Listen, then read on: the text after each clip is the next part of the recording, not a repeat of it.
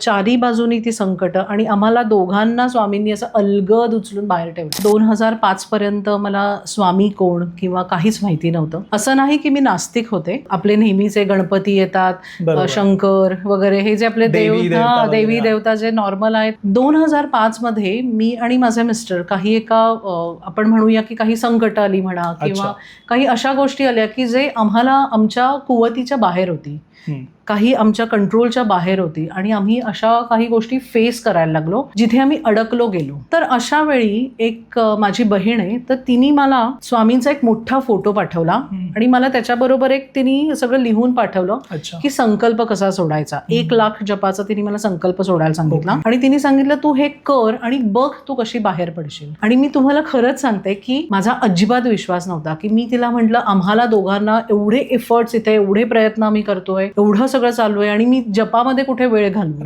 Literally मी अशा भाषेत तिला बोलले होते. सुरू तर नाहीच केलं. तिचं 4-5 दिवसांनी परत मला फोन आला, कारण ती पुण्याच्या बाहेर राहायला होती. तिने मला जवळजवळ रागवलं आणि धमकी दिली की तू हे केलं नाहीस तर आपलं नातं संपलं. इतक्या लेव्हलचं तिने सांगितल्यावर म्हटलं नको, आपण ही जार्थी ही सांगतेय.